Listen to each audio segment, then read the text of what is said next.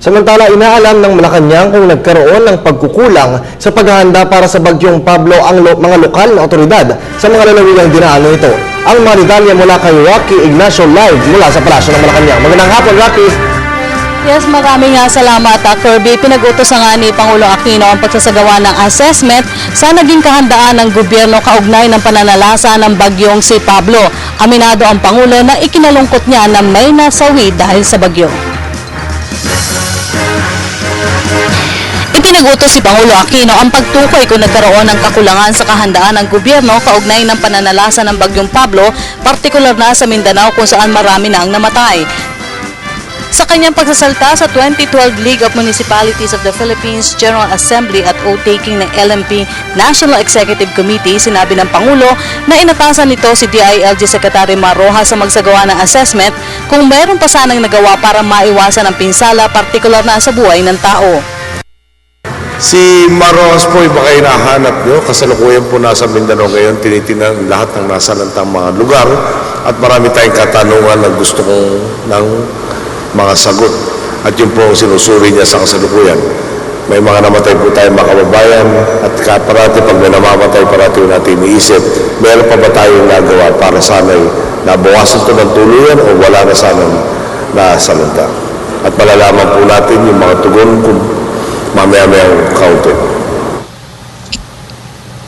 Ipinag-utos ng Pangulo ang assessment sa preparasyon sa bagyo sa gitna ng paglutang ng report na umabot na umano sa 70 katao ang nasawi dahil sa bagyo.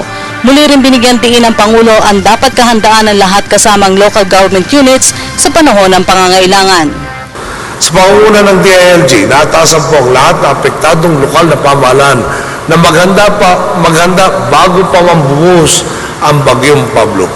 Bahagi nito ang pagbuo ng mga local na disaster response units at kung kinakailangan magsimula na ng preemptive evacuations sa mga baybayin at mga low-lying areas. Abot na rin po sa mahigit 40 milyong piso ang halaga ng inilaang food packs at relief goods mula sa DSWD habang naka-standby sa mga lugar na may mataas sa posibilidad ng pagbaha ang search and rescue vehicles ng AFP at PNP. Nakahanda na rin po sa pagresponde ang ating mga kapulisan para sa mga road clearing operations.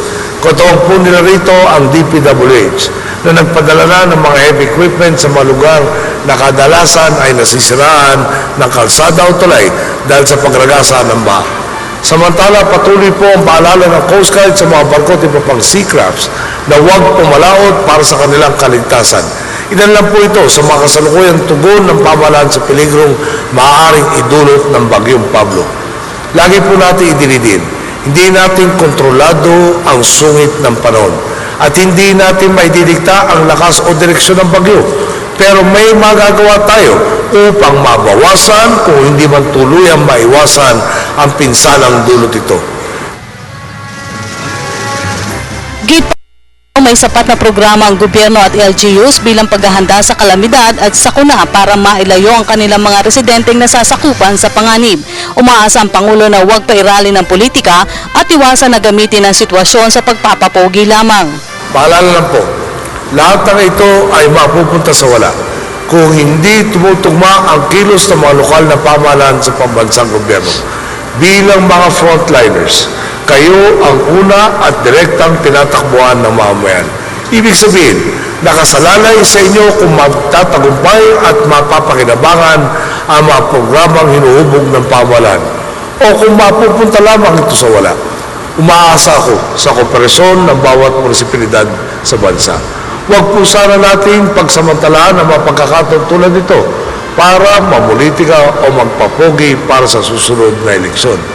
Buhay po ng ating mga kababayan ang nakataya dito.